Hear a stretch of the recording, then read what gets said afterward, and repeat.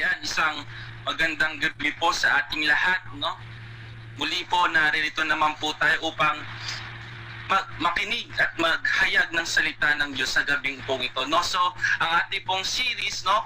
Meron po tayong ano po dyan, PPT po by Ate Irish po, no? Para may masundan po tayo, guideline po natin, no? So, ang ating text po ngayon or ating theme for this week, no? The spiritual battle, no? So, yan po ang ating pag-aaralan po ngayon sa gabing ito, no? The spiritual warfare. Amen. So, next po Ate Irish, no? Bago po tayo magsimula, no? Ang ating po munang pag-aaralan is nasa series po kasi tayo ng Be on Guard. Amen. Nasa series po tayo ng Be on Guard. So, pag-aralan po muna natin yung guard. No, what is the means of guard? Ano bang ibig sabihin ng isang security guard or isang gwardiya sa Tagalog, no? Ano bang ginagawa ng isang gwardiya? No? Sabi po dito, next po Ate Iris, is one assigned to protect or to oversee another. So ang ginagawa po ng isang security guard is to protect, no, or to oversee others, no. Ito yung mga nagche-check kung okay lang ba yung nasa community niya, no. Ito din yung nagche-check sa atin para kung safety tayo sa mga ginagawa natin, no. Kung may dala ba tayong mga matutulis na bagay, sila po yung nagsisecure sa atin bilang isang mamamayan, lalo na nandito tayo sa mundong ito, no? Sila din yung nag-guide sa atin. So next, Ate Irish. So conductor or our guide, sila din yung nagiging silbing guider, guideline, no? Kapag tayo ay naliligaw, no, pwede tayo mag-asa security kung nasaan na ba tayo. Sila din yung nagsasabi kung saan yung dadaanan natin, no. Sila din yung nagko-conduct ng kung saan tayo nararapat, kung ano ba yung dapat nating daanan. Amen po. Next po, Ate Irish. So, why we need to be on guard? Bakit ba natin kailangan maging mapagmatsyag? So, next po, Ate Irish. Sabi po sa Ephesians 5:1, guard your step when you go to the house of God, go near to to listen and rather than offer the sacrifice of fools who do not know that they do wrong. So sinasabi po, it means to pay close attention. Why? And to protect our instruction, no? The words in the word samar, no, kung wala po yan dyan sa ating in the word samar is the place of responsibility on self, no? Ibig sabihin on self, sa ating sarili, sa ating sarili, responsibilidad po natin ng ating sarili. Tandaan po natin yan bilang isang mananampalataya ng Panginoon, no? Tayo po ay responsible sa ating buhay. Amen. So it's this scripture in Ecclesiastes, we are requested to watch ourselves and carefully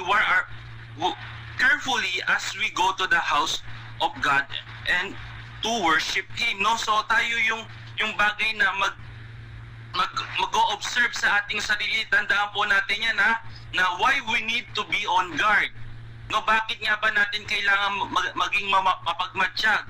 Kasi tandaan po natin, tayo lamang ang magbabantay sa ating sarili, hindi yung katabi po natin, no?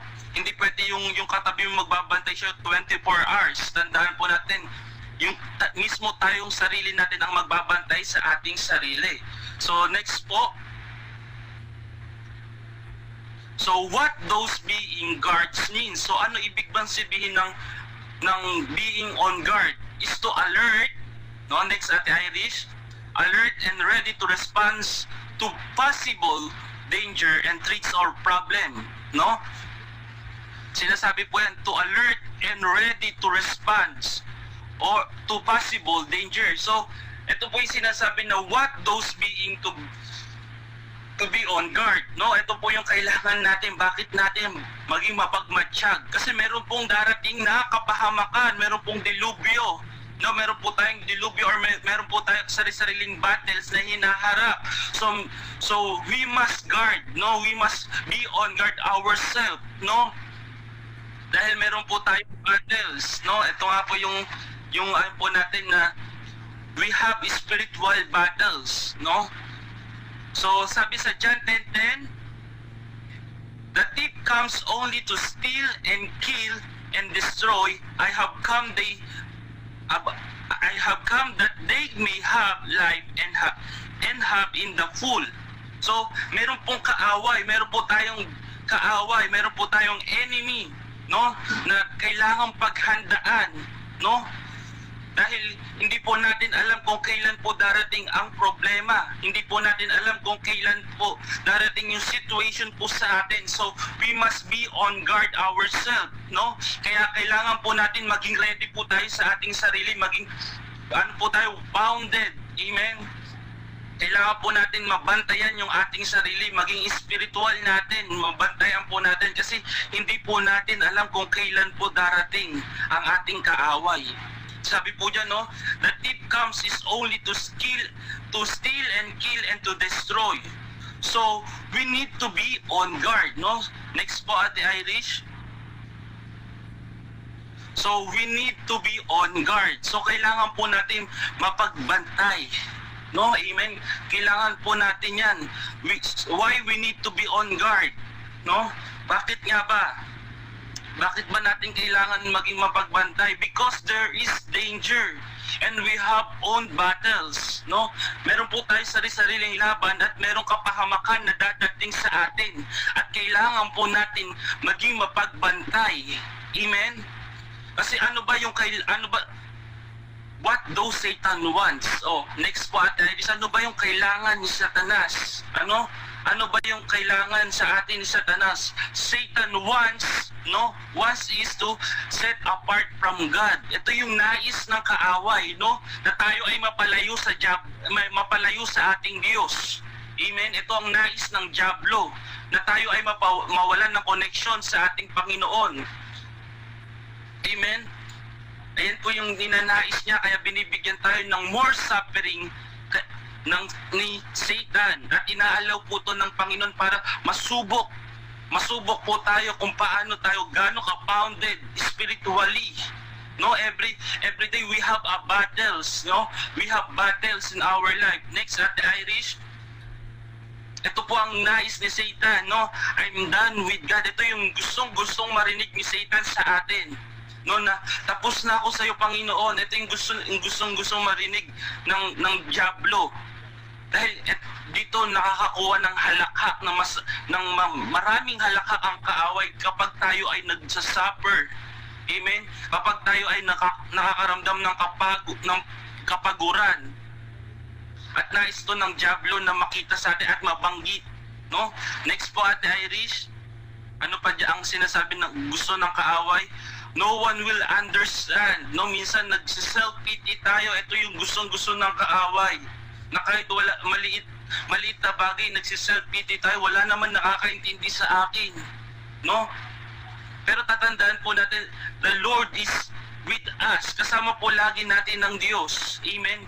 Nandyan po lagi ang Panginoon para po sa atin, para i-guide po tayo, protect us, no? To remind us, to comfort us. Amen? So ano pa yung nais ni Satan? To never trusting anyone or God. Oh, no, yung hindi natin mapagkatiwalaan yung sarili natin, maging yung ibang tao, maging ang Diyos. Ito yung nais ni Satan sa ating buhay. Ito po ang nais ni Satan na para sirain tayo, no? Ano pa? I cannot pray. No, ayan yung gusto ng Diablo sa atin na huwag tayong manalangin. No? Minsan nagtuturoan pa tayo na ikaw na lang, Kuya Bian, ikaw na lang ang manalangin, no? Minsan ganun pa, no, na nagtuturoan pa tayo doon na lamang sa panalanginan, no? Next, ano pa? I won't pray, no? Hindi na ako mananalangin. Ito yung gusto ni Satan na makita sa atin bilang isang Kristiyano or believer of God, no? Ito po yung gusto ni Satanas sa atin, na tayo ay magkaroon ng maraming suffer at lumayo no, lumayo sa Panginoon, mag-set apart sa Panginoon. Pero hindi po pwede. Bakit? Tayo po ay lingkod ng Diyos at tayo po ay servant ng Panginoon. Sabi nga po sa kanta kanina, let your will be done. Amen? Sabi nga po ng ano, kung kasama na, kung saan man naroroon ng Diyos, doon din tayo. Amen? Sabi po yan sa kanta kanina. So, Satan, no, ang gusto po ni Satan is kasi si Satan po is galit po siya sa Panginoong Hesus, at galit po siya sa ating Diyos, no? At dahil galit po siya sa ating Diyos at hindi niya po magalaw ang ating Diyos, because our God is untouchable God, no? So ang ginagawa ng kaaway, ang target niya ay tayo po bilang isang mananampalataya. Bakit? No, nakikita niya po sa atin yung weakness natin, nakikita po ni Satan yung mga weakness po natin, na mga mahihina po sa atin, at gustong-gusto po ni Satan na tayo ay pahirapan. Amen? Gustong-gusto nakita ni Satan na tayo ay nagsasuffer. Why? Because doon nakikita, no, doon nakikita ni Satan na minsan nagdadaw tayo sa Panginoon. Minsan na-stagnant yung pananampalataya natin sa Panginoon dahil doon sa mga struggles or situation na dumadaan sa ating buhay. Amen? So, at ito po ang ginagawa ng Diablo, no, na letting low suffering can twist our hearts away from God. And Satan has purpose for our life. Satan has intention for your suffering. May intention po ang Diablo doon sa pagsasuffer natin. Bakit? Bakit po? Sabi po doon ni Satan, kasi nagkakaroon po siya ng satisfaction doon sa sa suffering natin, kasi nakikita niya na doon tayo bumibigay, doon tayo nanghihina, no? Doon tayo naghihina. So minsan the enemy wants to steal our future and to kill our calling and to destroy our lives. Ito po ang gusto ng kaaway, sirain yung future po natin, patayin yung panawagan natin, at isirain ang ating buhay. No? Ito po yung nais ng Diablo. So now po, we know the enemy want, no? Alam na natin yung nais ng Diablo. So nais ng Diablo ay sirain yung ating buhay, no? Sirain, patayin yung panawagan natin. Sirain, no? Ano pa? At mag-suffer tayo, nakikita, kasi doon nakikita ng Diablo na minsan nagda-doubt tayo at lumalayo tayo sa Panginoon. Pero kung tayo ay mag-stand firm, no? Next, Ate Irish. Sabi po dito, stand firm, no? Sabi po ng Panginoon, stand firm. Stand firm in the keyword used in the passage. It is vital we understand this is word properly, because it is the key of unlocking in the whole passage of spiritual warfare. In the military sense, the word stand firm means is to hold our ground. Amen? So ito po yung ito po yung pinapakita sa atin ng Panginoon, na tayo ay manatili, to stand firm, tumayo ng may paninindigan. Amen? Ito po yung gustong makita ng Diyos sa atin. So, sa anumang sitwasyon, sa anumang bagay na ating inaharap, tayo po ay tumayo ng may paninindigan sa Panginoon. Amen? Ano pa? Ano po nito is teko. It's how word rendered in the Greek, and that gives the same meaning to stand firm in the faith and duty, to be constant, to be persevere, and to remain steadfast, and to continue in the state. No? So ito yung gustong makita po sa atin. So you became a part of spiritual warfare or spiritual battles the day you trusted the Lord, the Christ our personal Savior, like any other battle in this spiritual warfare, is also very important to every Christian to know how hold his ground. No? Paano ba natin tumayo ng may paninindigan? So ito po yung pag-aaralan po natin ngayon. Yung the spiritual battles. No? So this sermon, we are going to learn this step, and we must take order and to secure our territory.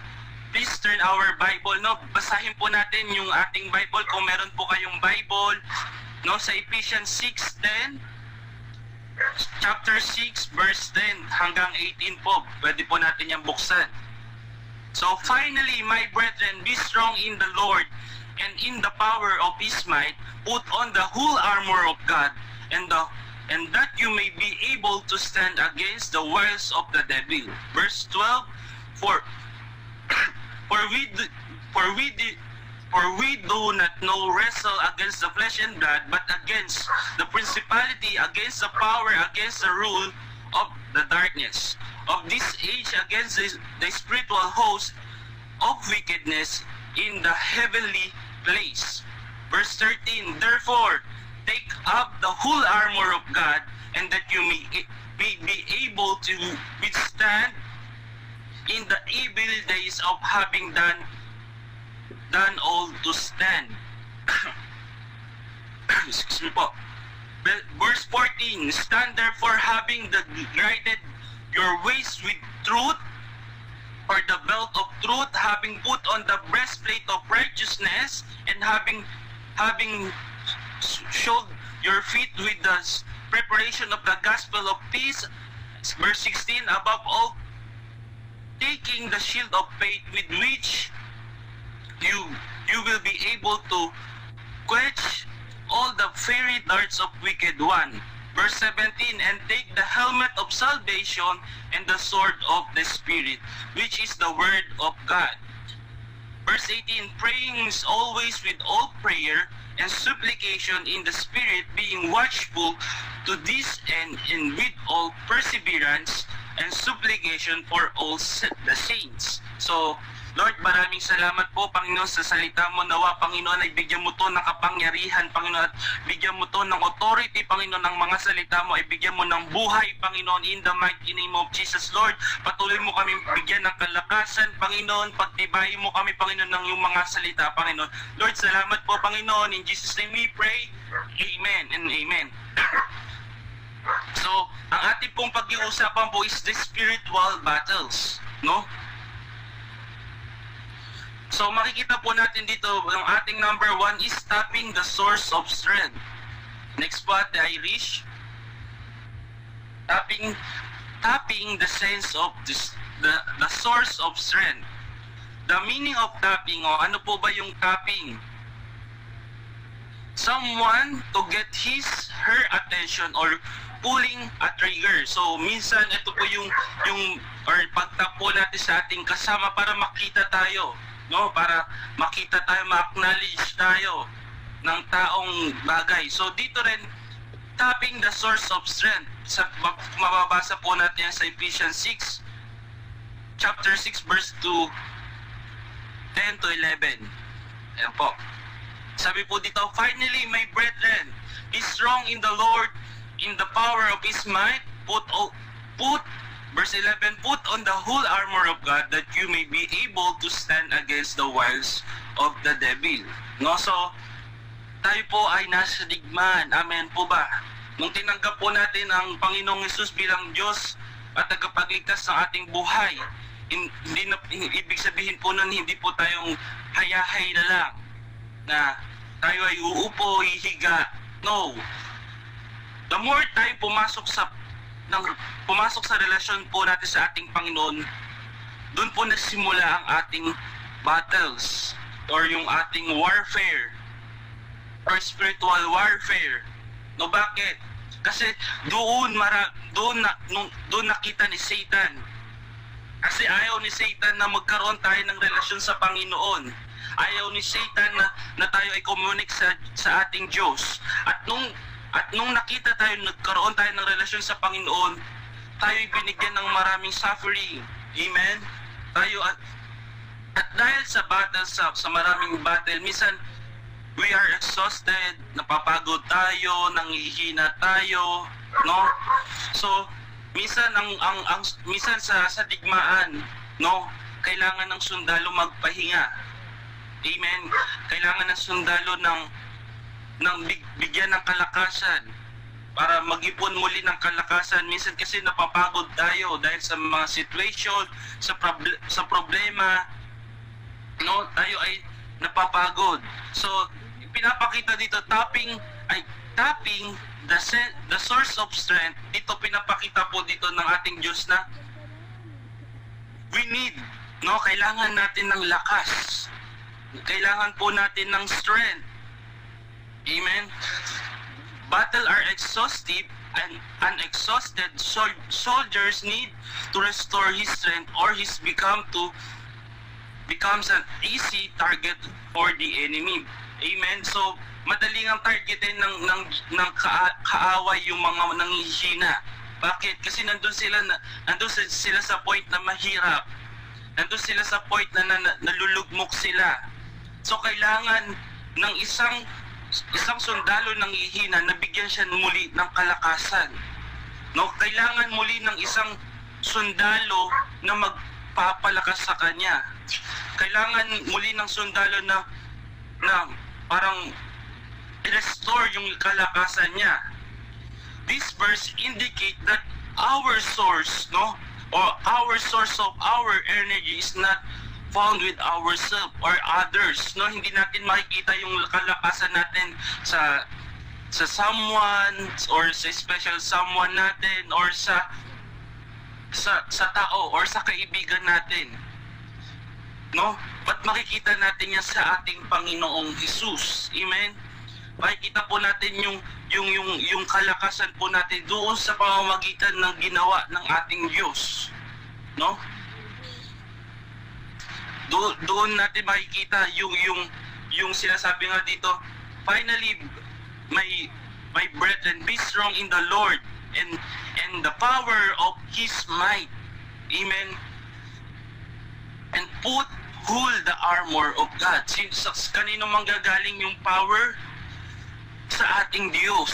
Amen. Sabi dito, the power of His might. No, dito makikita natin yung power na ibibigay sa atin ng Diyos. No, so I place my faith in God in order to tap into our source of strength, and then the Lord power becomes my power. Amen. Kapag tinap natin ng ating Diyos, no, at humingi tayo muli ng kalakasan sa ating Panginoon. Amen. Then the Lord power becomes my power. Amen. Ito po ang sinasabi ng Diyos po sa atin sa mga taong nanghihina po ngayon. Amen. Sa taong mga wala ng pag-asa. Ang nais po ng Diyos is tayo ay itap po natin siya. No, itap po natin ang ating Panginoon. Dumulog po tayo sa Kanya. No? Ito po yung nais ng Diyos sa atin na nabigyan natin siya ng pansin sa oras na tayo ay nanghihina.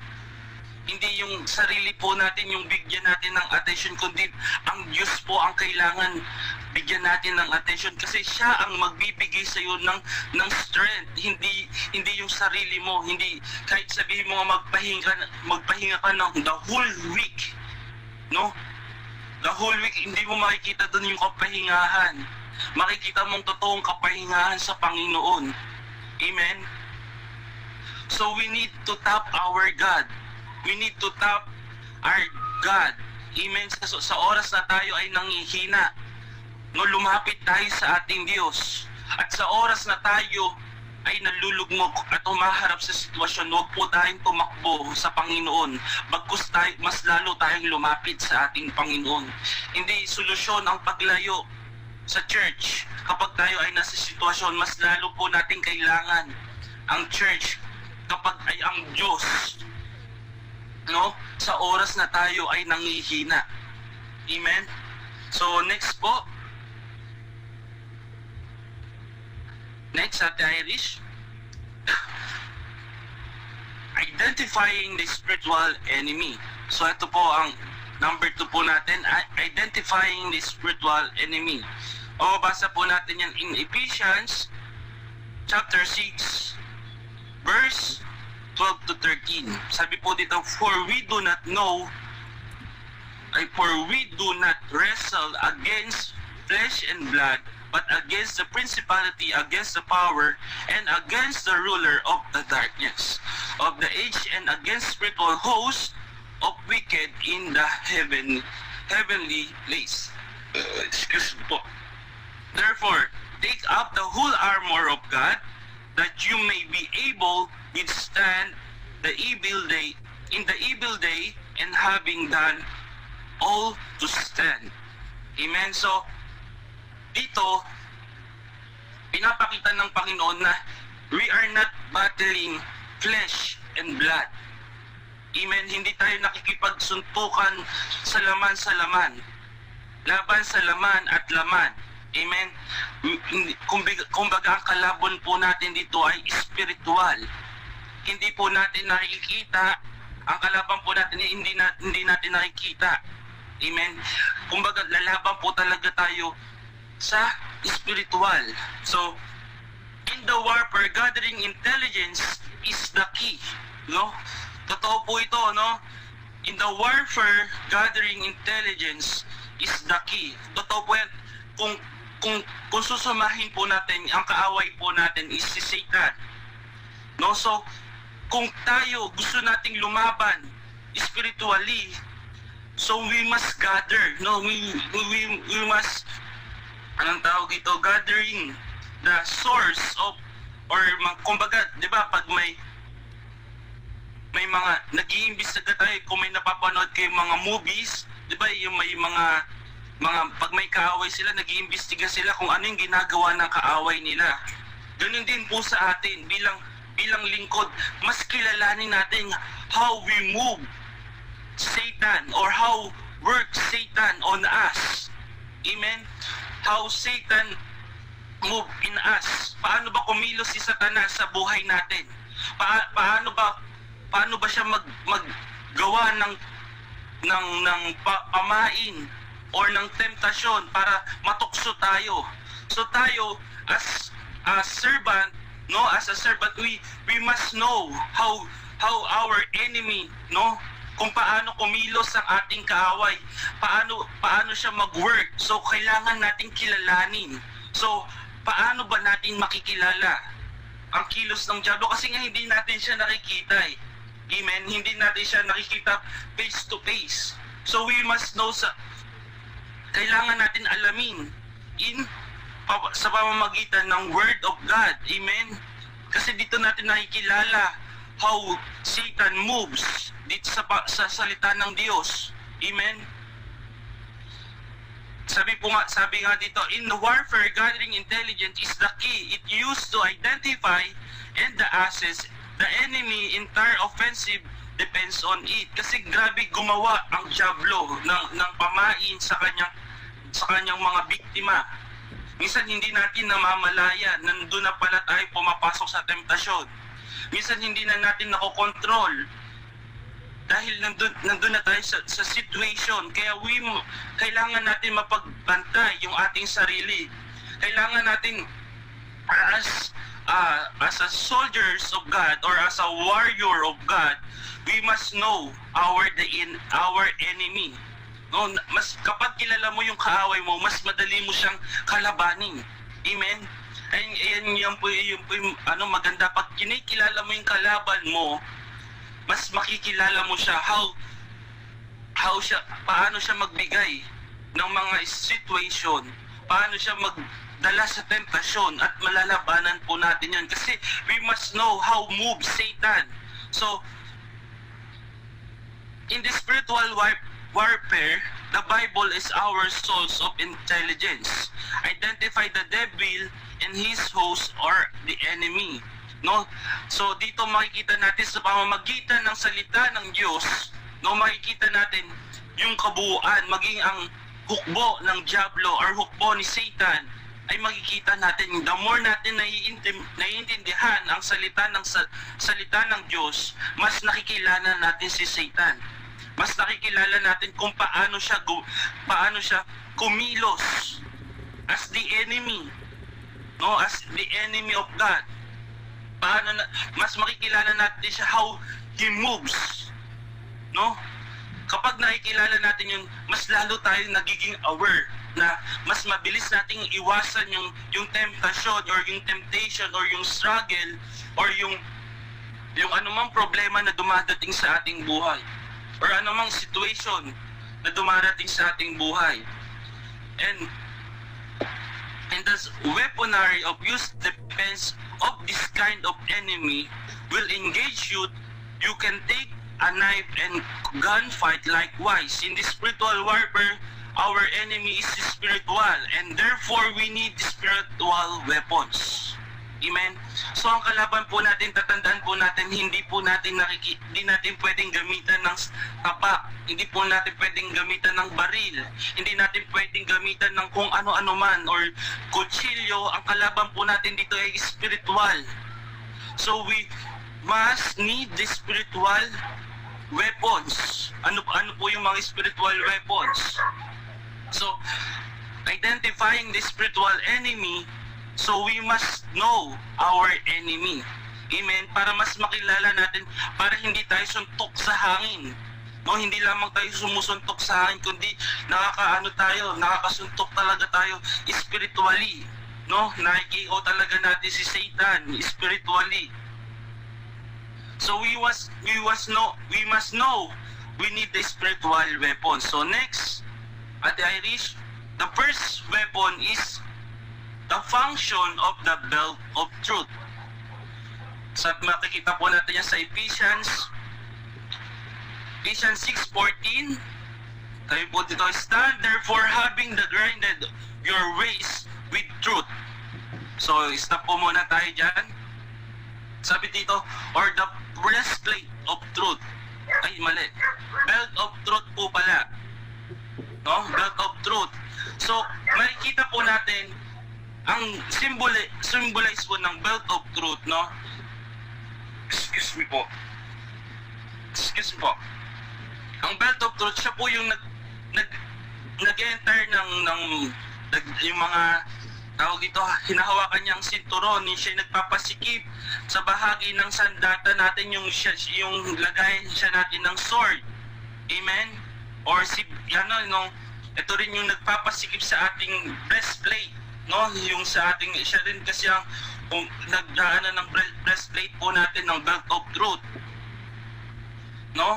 So napakahalaga po nito kasi hindi po tayo makakalaban nang wala po tayong belt of truth. Bakit hindi po tayo makakalaban kapag wala tayong sandata? Kasi dito po natin makukuha yung sword. Kasi makikita niyo po dyan sa picture na sa belt kasama niya po yung lagayan ng sword. Amen? At pwede po tayong mahuburan dahil wala po tayong belt. At mahirap po lumaban na maluwag lahat ng sa atin. Amen? So we need this belt of truth. Now sabi, the belt held the rest of the armor together from is the hang and scabbard in which the sword was seated. Yung sword na pinaglalagyan, doon din po nakalagay sa belt of truth. So nakasaklob doon sa belt, no? So the interpretation of in two folds, no? Meron po yung interpretation. First, it means the word of God. Ang belt of truth is ang salita ng Diyos. Makababasa po natin yan sa John 8 verse 32. And you shall know the truth, and the truth will shall make you free. Amen. Ang katotohanan ang magpapalaya sa iyo. Amen. Ito yung salita ng Diyos, the word of God.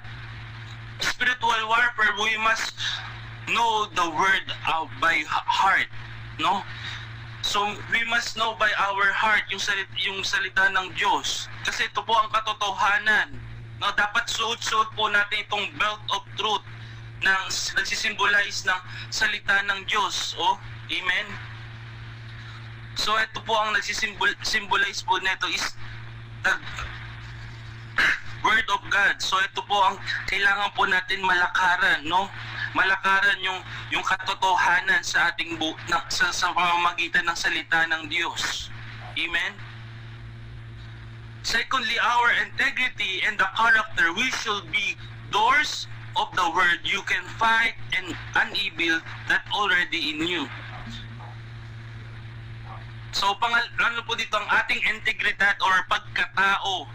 Dapat tayo maging tagapagtupad ng salita. Amen. Tayo dapat maging example as a believers of Christ, no? Nakikita po sa atin dapat yung katotohanan. Amen. Nakikita po sa atin dapat yung truth. Amen. Hindi po nakikita sa atin yung puro kabaluktutan. Amen. Kasi ito po yung way natin how to fight our enemy sa pamamagitan ng katotohanan, the belt of truth. Amen.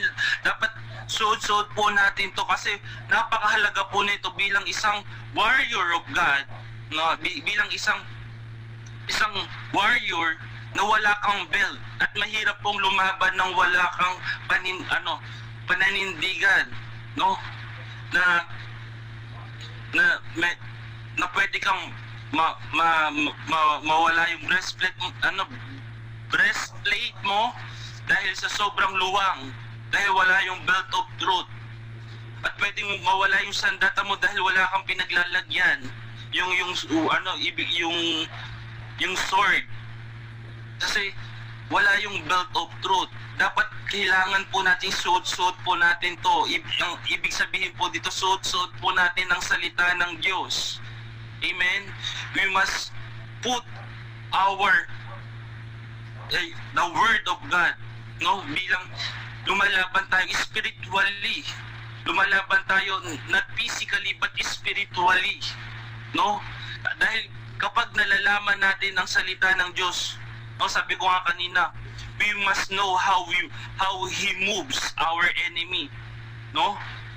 Nakikita natin kung paano kumilos or no, nababantayan natin yung ating sarili kung nandyan na yung temptation or nandyan na yung problema, yung situation. Amen. Kasi we are prepared. Amen. Suot-suot natin yung belt of truth. No, suot-suot natin yung integrity. No, yung character natin or yung character ng ating Panginoong Jesus. Suot-suot po natin. Amen. So next, the breastplate of righteousness. Babasa po natin yan sa Ephesians 6 verse 14 po ulit. Sabi po dito, stand therefore having girded your waist with truth, having put the breastplate of righteousness. Ang breastplate was made of bronze or cover the body from neck, no, and to protect our soldiers' heart. Ito po yung pakikita nyo po dyan kung gaano matibay yung breastplate of God, no? Or breastplate of righteousness, kung para protektahan yung ating puso maging ang ating paligid sa leeg, no? Kasi para hindi tayo agad yung kumbaga sa laban hindi masaksak agad-agad. Amen. Ito yung nagiging armor natin bilang isang warrior of God, isang kapag tayo dumadako sa digmaan, suot natin tong warrior, nor yung breastplate as a warrior of God. Amen. So for the believer, this means is to guard his heart above all else, because in the source of our life as well as evil. Mababasa po natin yan sa Proverbs 4:23. Kung narinig niyo po yung preaching ni Ate Bianca last week, no, sabi niya, guard your heart. Amen. Sabi po ni Ate Bianca, guard our heart. Dito rin po, ito po ang nagbibigay sa atin ng protection, our breastplate of righteousness. Ito yung nagpo-protect sa ating katawan or sa ating puso para hindi agad mapana ng kaaway. No? So, but sabi po sa Matthew verse 15 to 8, verse 15, chapter 15, verse 18, but the things that comes our person, mouth come from the heart, and this defile them. Minsan ganito po yun, no? Ito po yung nagde-defile sa atin kapag nagdadala tayo ng damdamin. Last week nga po sabi ni Ate Bianca, minsan pag tayo ay nadadala ng emotion natin, hindi natin masyadong babantayan yung ating puso at bigla na lang tayo nakakapagsalita ng masasakit na salita. Why? Because hindi natin siya masyadong nag-guard, no? Hindi natin masyadong ginagamit yung the breastplate of righteousness. Hindi mo na natin na nagagamit. Bagkus dahil pag nandun tayo sa situation or sa problem na tayo minsan ay nadadala ng emotions, nakakapagbitaw tayo ng masasakit. Pero sabi nga ng kasabihan, kabig ng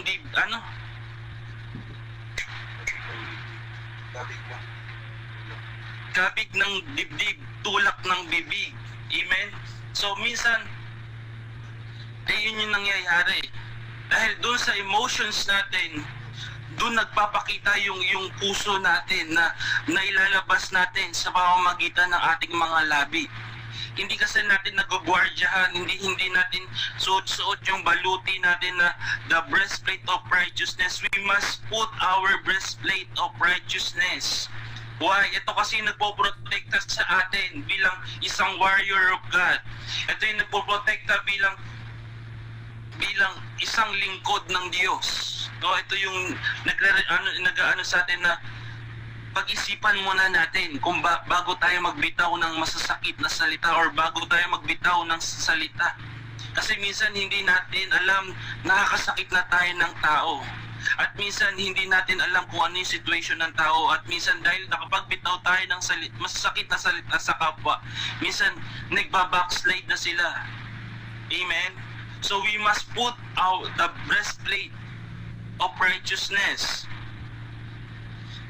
And Paul also refers to the righteousness of Christ to justification or found only in Him to protect us for accusation of Satan. Sabi po yan sa Philippians 3:9, sabi po dito, and the found of Him not having my own righteousness, which in from the law, but that which is through faith in Christ, the righteousness which is from God by faith. Amen? Sinasabi po dito, righteousness which in from God by faith. No, sa pamamagitan ng ating pananampalataya sa ating Panginoon. Amen? So, we must put our breastplate, amen, of righteousness para to guard our hearts from the enemy, para hindi rin tayo magamit ng kaaway. Amen? Para hindi rin tayo magamit ng dyablo sa ating kapwa lingkod. No, we must put our breastplate of righteousness. Number 5. Next po. The shoe of the gospel of peace. Yan, sabi po sa Ephesians chapter 6 verse 15, and having shod your feet with the preparation of the gospel of peace. Amen.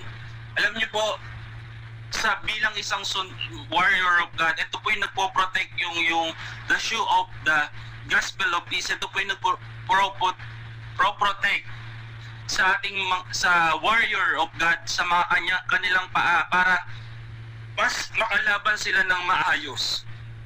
Gaano man kainit ang lupa, meron silang suot-suot ng shoe of gospel of peace. Kasi mahirap pong lumaban ng nakapaa at mainit po ang labanan.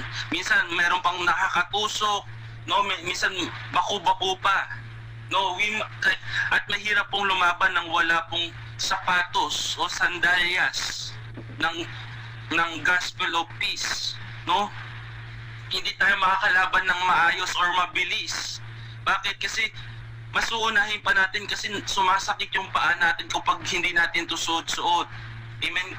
Maglakad nga lang tayo nakapaa na pag maaligasgas, panay yung paa natin, pahid ng pahid kung saan-saan. Lalo na kapag tayo ay lumalaban sa digmaan, we must put the shoe of the gospel of peace. Ito rin po isang sa mga sandata sa pamamagitan ng spiritual battles natin. Ito po ang isa rin po mga sandata natin, no? Kaya po dinisign itong bagay na ito para to protect our feet, no? To enable Roman soldier remain well grounded given the heat and the whole battle and move fast of their terrain, no? Sa labanan or sa digmaan, no, para makalaban ng maayos or mabilis. The interpretation of this shoe of the gospel of peace, no, sabi dito, first we have already been reconciled to God through the gospel. This is our foundation. Amen. Ito po ang ating foundation. Ito po yung first natin is this is our foundation, no? Ito po ang foundation po natin, ang salita ng Diyos. No? This is our foundation. Bilang isang mananampalataya, we must know the gospel. No, dapat tayong lingkod ng Diyos. Alam natin ang salita ng Diyos. Alam natin yung word of God or yung Bible, yung Biblia. No, we must know kasi ito po yung nagsusource sa atin kung para ito yung tuntungan natin, no? Tungtungan natin or pundasyon natin bilang isang Kristiyano. No? Ito po yung isa sa ating mga foundation, yung salita ng Diyos, yung the shoe of the gospel of peace. Next, secondly, we need to ready with the same gospel and to proclaim war against the devil and peace to the world. No, ito rin ang ginagamit natin sa pamamagitan ng paglaban natin sa ating kaaway through His Word of God. No, through Word of God we can fight our enemy. We can fight our enemy through His Word. Amen. Amen. Amen. So we must put, no, the gospel in our lives. We must put the shoe of the gospel of peace. No, kailangan suot-suot po natin to. Napakahalaga po na ito bilang isang mananampalataya ng Panginoon or bilang sumasabak sa digmaan. We must put our word of God. Amen. So kailangan suot-suot po natin itong mga baluting po ito. Ito po yung mga panglaban natin sa ating kaaway. Amen. Ito po yung weapon natin na kailangan natin ilaban sa ating kaaway. Ito lang yung pwede natin gamitin. Wala nang hindi natin kailangan gamitin ng baril. O hindi natin kailangan gamitin yung mga kutsilyo or sibak. No, kasi hindi nga natin nakikita ang ating kalaban. Kaya we must put this spiritual weapons in our life. Amen. Kasi ito yung nagbibigay sa atin ng foundation, no? Ito yung nagbibigay sa atin ng faith. Amen. To establish our faith in God. Amen. Ito rin po yung nagpa-founded sa ating pananampalataya sa ating Panginoon. The more natin nakikilala ang Diyos, the more natin nababasa ang Biblia, mas nakikilala natin kung sino yung Diyos na ating pinaglilingkuran at doon natin napatatatag ang ating pananampalataya. Amen po. So next po, the role of the shield of faith. In Ephesians 6, verse 16, sabi po dito, above all talking, the shield of faith with which you will be able to quench all the fiery darts and wicked one. Ito po yung mga sumasalo, no, sa mga arrows na binabato ng kaaway, ng kaaway. Ito yung shield of faith. Ito po yung pananampalataya natin. Kapag meron tayong pananampalataya, meron po tayong shield of faith. Amen?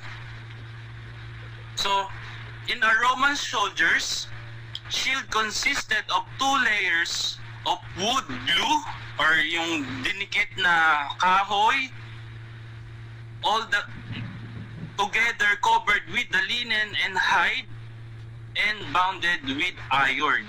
Ito po yung makikita niyo po dyan, yung shield po dyan is nababalutan po siya ng iron at nakapalo po dyan yung kahoy na dinikit para mas matibay, no? Kapag nag-araw yung kahoy, hindi po siya ganun tumutusok doon at hindi po siya tumutusok kasi gawa po siya sa iron. Maging dito po sa ating faith means faith is obey God words. Amen? Ang sinasabi po dito is obey God's word. Our faith is obey God's words. No, puro sabi ni Guers, ba't puro salita ng Diyos? Ito kasi ang nagbibigay sa atin ng pananampalataya, the word of God.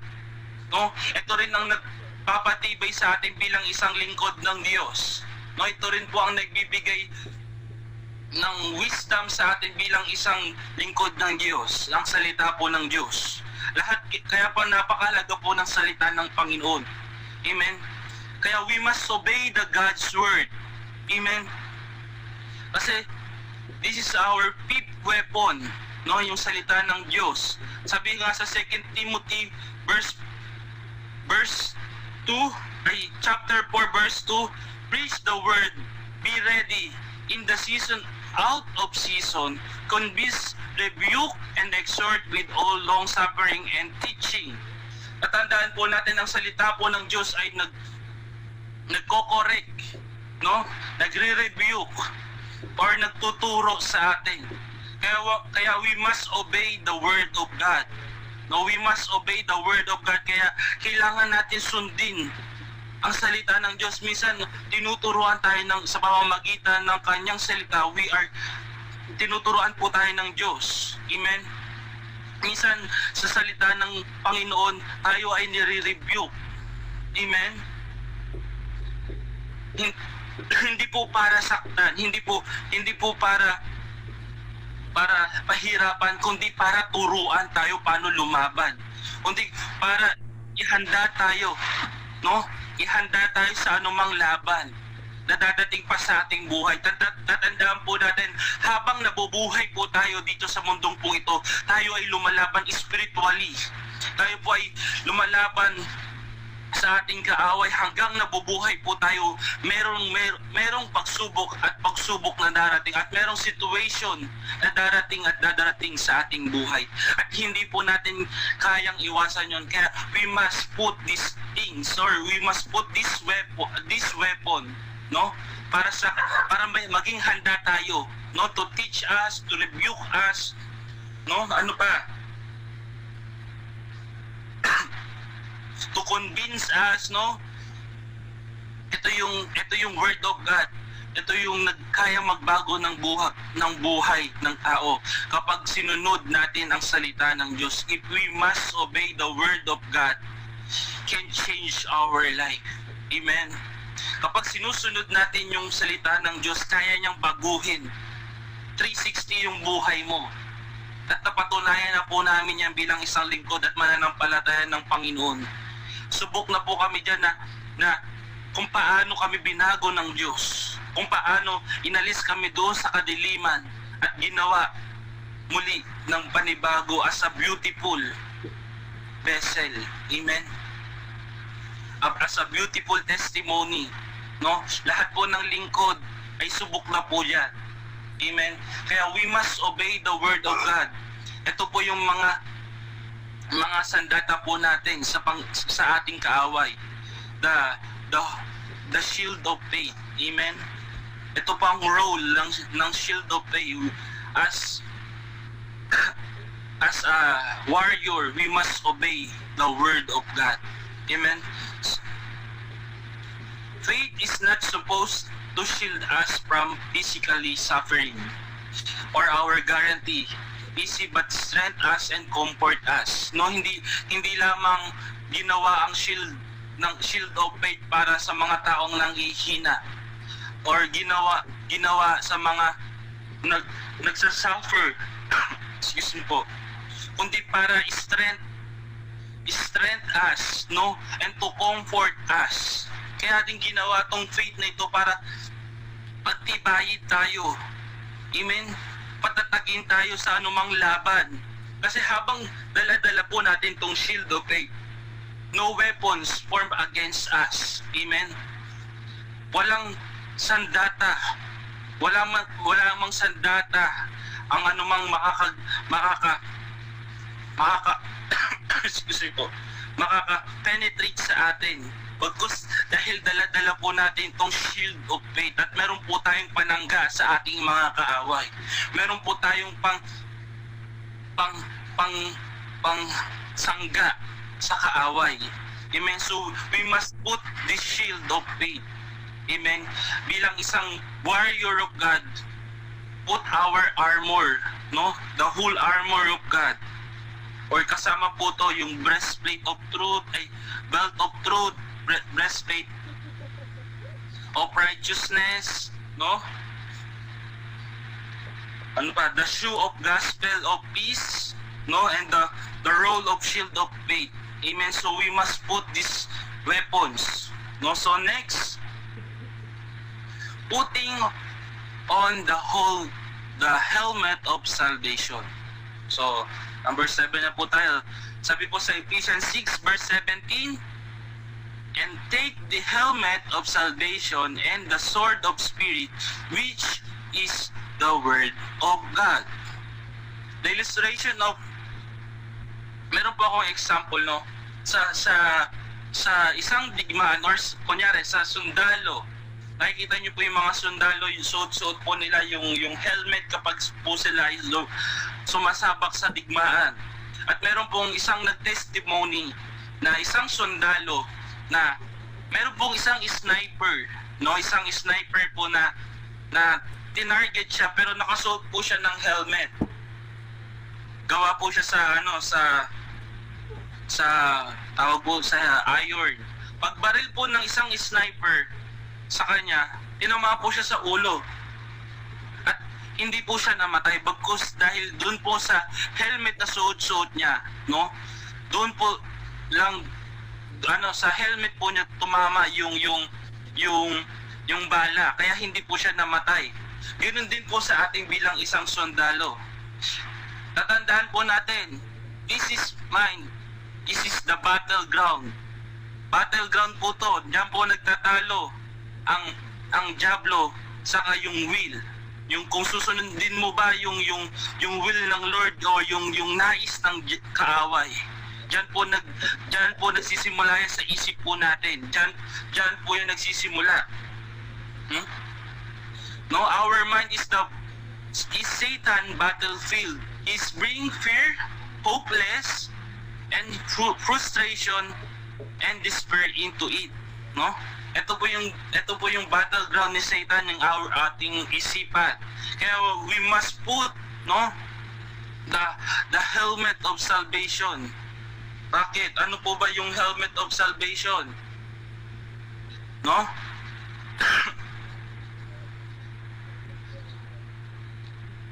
Covering, no, ito po yung helmet of salvation.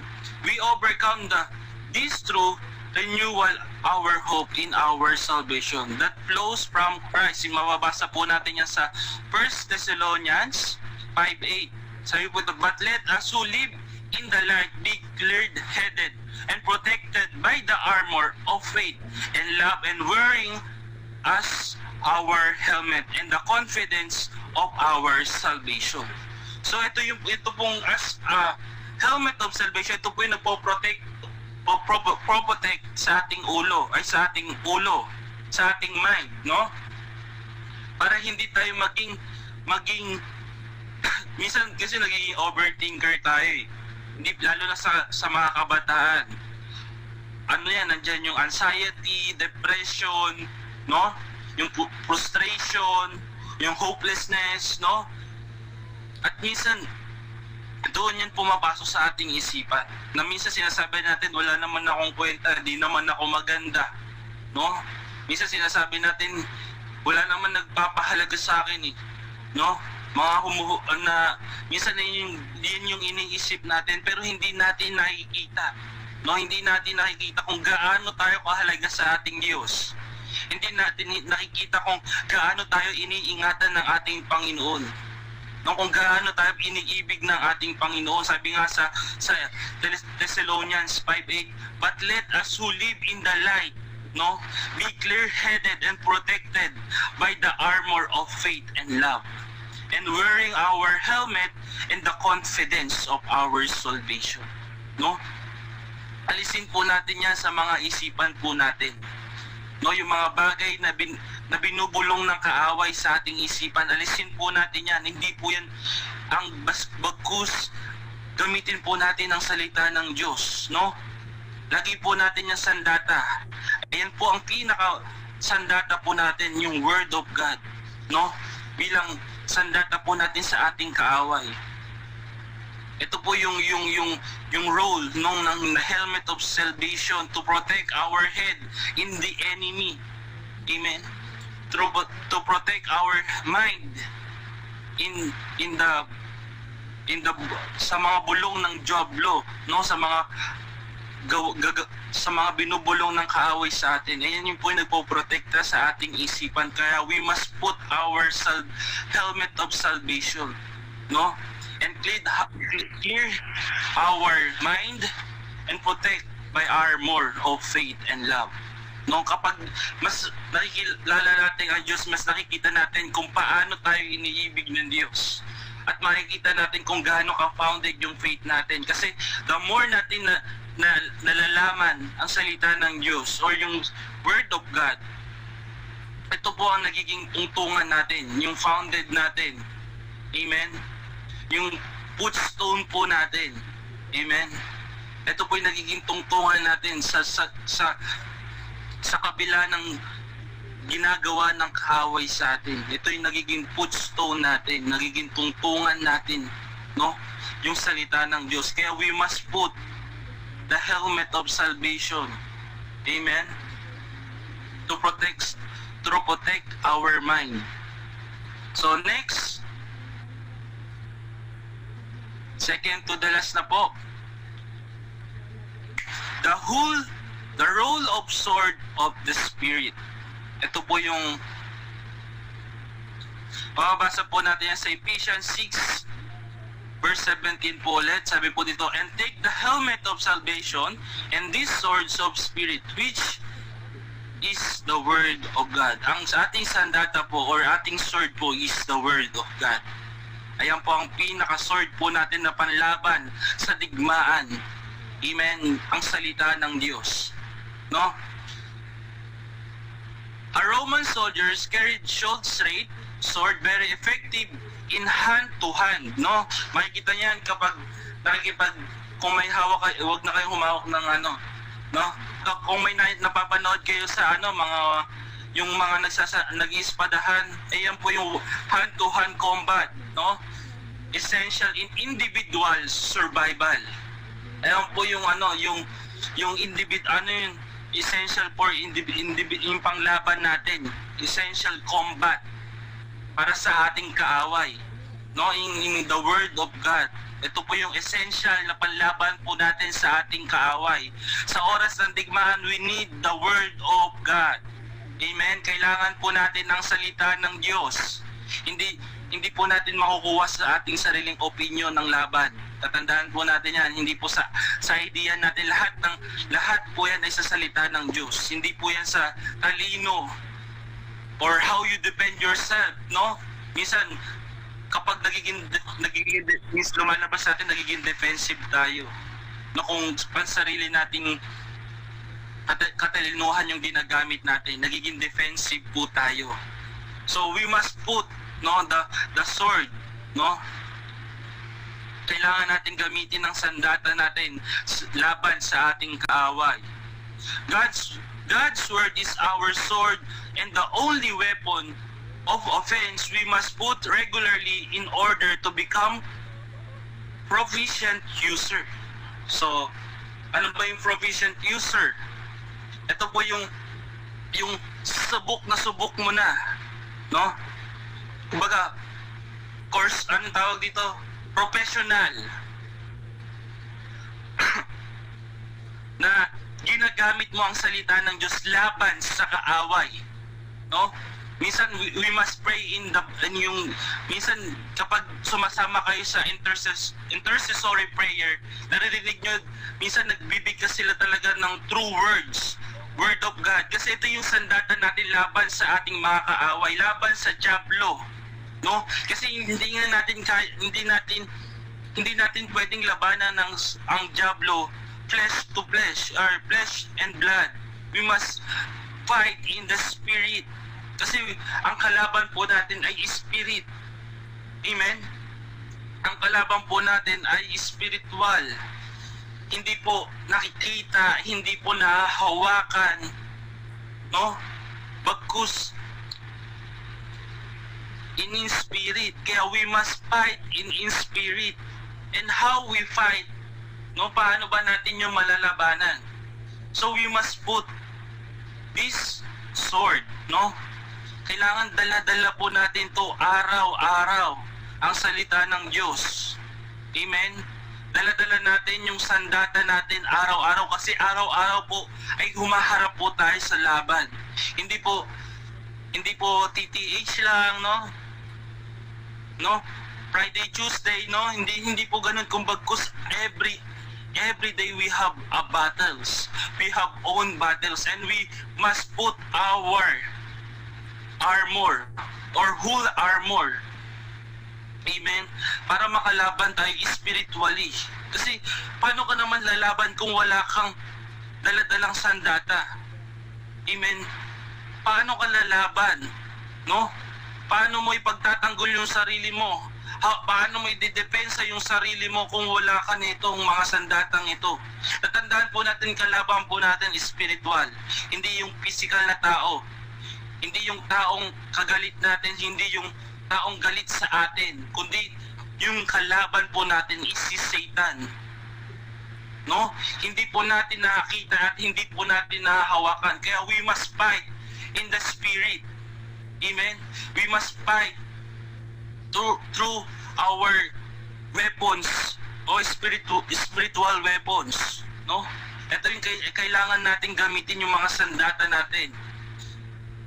So, in the spiritual warfare, knowing the words, no, or yung salita ng Diyos is sufficient, must know use. No, kailangan po natin gamitin yung salita ng Diyos. Hindi lamang binabasa yung salita ng Diyos. No? Kumbaga ito'y sinasabuhay natin. Amen. Yung salita ng Diyos ay hindi lamang binabasa lang natin. Dapat inuunawa at iniintindi natin at ilalagay po natin sa ating puso. Ganun po napakahalaga ang salita ng Diyos. Ganun po napakahalaga ang Word of God sa ating bilang isang warrior, no? Bilang isang mandirigma ng Diyos. No, we must put our full armor of God. Amen? So last, the role of praying in the Spirit. No? In Ephesians 6:18, last na po ito, sabi po dito, praying is always with all prayer and supplication in the Spirit, being watchful to the end with all perseverance and supplication for all the saints. No? All of above is preparation for spiritual warfare. We must not stop it into the battlefield until start praying in the Spirit. No? Kapag tayo po ay nasa battlefield or tayo po ay lumalaban, we must praying, no? We must pray. Ito rin po ang isa sa ating mga sandata. We must pray in the Spirit.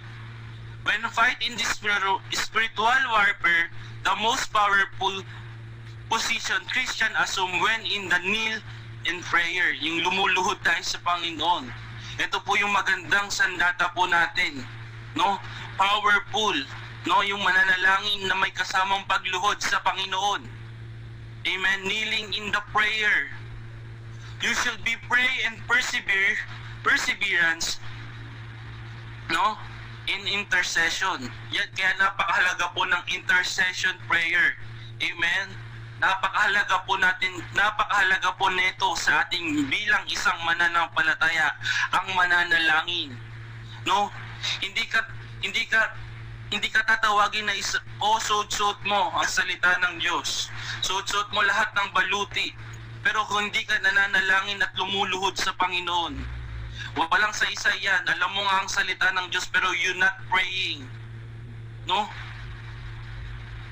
Napakahalaga po nito. Ito po ay isang essential na kapamaraanan bilang isang warrior of God. Kasi dito tayo minsan nagkakaroon ng battlefield in our prayer.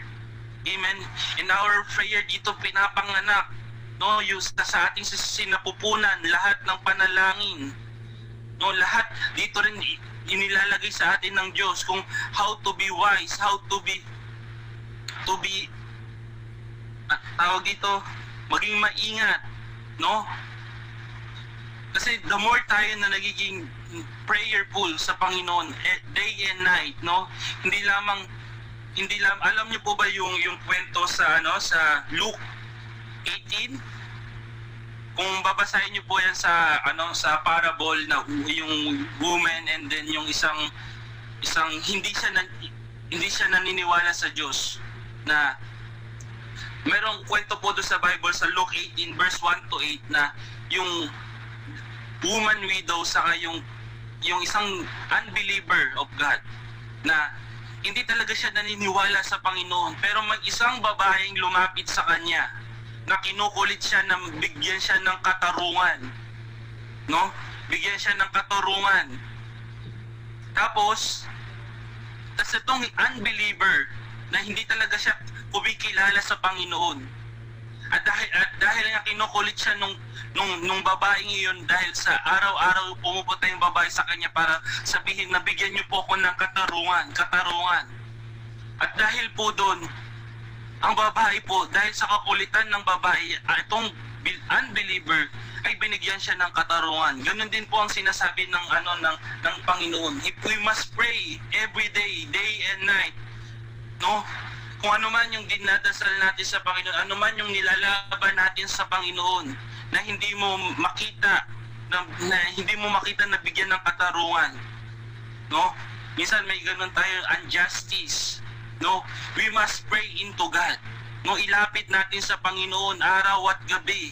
Tayo ay manalangin at lumuhod sa Panginoon at ilapit lahat ng bagay, no? Lahat ng bagay na nilalaban natin sa panawagan natin. Amen?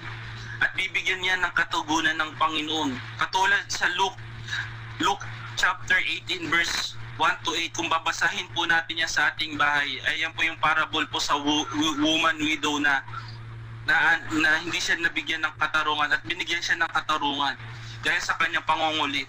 Ganon din po sa ating panalangin. Kapag tayo ay dumudulog, lahat ng ating hinanaing, no? Minsan hindi yan nabibigay. Pero alam ng Diyos kung ano yung nararapat para sa atin at ibibigay niya yun para sa atin. Kaya napakahalaga po nitong napakahalaga na suot-suot po natin itong mga baluting pong ito. Dahil minsan sa labanan na napapagod tayo, na nawawala tayo ng joy, mag-church, nadi-discourage tayo sa nakikita natin. Minsan nawawalan tayo ng gana, tinatamad tayo dahil dun sa paligid natin. Pero if you must pray to God, and kneel and bow down to God, and pray, lahat ng bagay na nakikita mo sa Panginoon, ay sa church, kung idudulog mo sa Panginoon, ayan ay bibigyan ng kasagutan ng Diyos. O nga, kung panay tingin-tingin ka lang to observe nasa church na, ay ganyan naman sila lagi, paulit-ulit na lang ganyan-ganyan, pero wala kang ginagawa. Ang ginagawa mo lang, ay puro tignan sila, no? Like, ganyan naman yan eh. Si ganito, ganyan yan. Pagchichismisan ako niyan. Pero kung wala kang ginagawa, wala talagang mangyayari. Amen? Wala talagang mangyayari. Pero kung iluluhod mo sa Panginoon, no, lahat ng nakikita mo sa churches, lahat ng nakikita mo sa iglesia mo, no, at iluluhod mo sa Panginoon, magkakaroon yan ng pagbabago. Bakit? Makapangyarihan po ang ating Diyos na pinaglilingkuran. Ganun po ka-powerful ang Panginoon. Even in the prayer, can move. No? Sabi nga, na kapag sa panalanginan, no, ginagamit natin maging sandata ang ating magiging pananalangin, bibigyan po yan ng katarungan ng ating Panginoon. Bibigyan ka ng katarungan ng Panginoon. Kaya we must pray, no, in the Spirit, no. The role of praying in the Spirit. Ito yung mga bagay, no, na kailangan natin gamitin sandata. Number 1, sabi po, balikan po natin, no, sabi po dito, tapping the source of strength, no. Kapag sa sitwasyon na ikaw ay nahihingihina, no, na ikaw ay lupaypay na, ask God for the strength. Amen. At bibigyan ka ng Diyos ng kapahingahan. Lumapit ka sa Diyos. Hindi ang solusyon ang pag-alis sa church, hindi solusyon ang pagbabackslide. Amen. Kundi sa oras ng sitwasyon mo, mas lumapit ka sa Panginoon. Mas lumapit ka sa Panginoon. Ito ang dahilan para bigyan ka muli ng Panginoon ng kalakasan. Second, identify the spiritual enemy. Kailangan natin mas kilalanin ang ating mga kaaway kung paano siya kumilos. Kasi we didn't know how move our enemy. At kapag tayo ay nagbabasa ng salita ng Diyos, no, na-identify natin kung ito'y gawa ng kaaway. Amen. At kung ano yung nais ng diablo sa buhay natin. Nakikita natin kung ano yung purpose ng diablo. No? 3, the function of the belt of truth. We must put our belt of truth through His Word. No? Suot po natin ang salita ng Diyos. Ito'y totoo. No? Ito ay katotohanan. No? At nagpapatotoo sa atin. The breastplate of righteousness. We must put our breastplate of righteousness. Amen? Ito po ang nagpoprotekta sa ating puso. To guard our heart, no, to remind us na tayo ay lingkod na ng Diyos, no. We're not hindi na tayo yung dating tayo na masakit magsalita,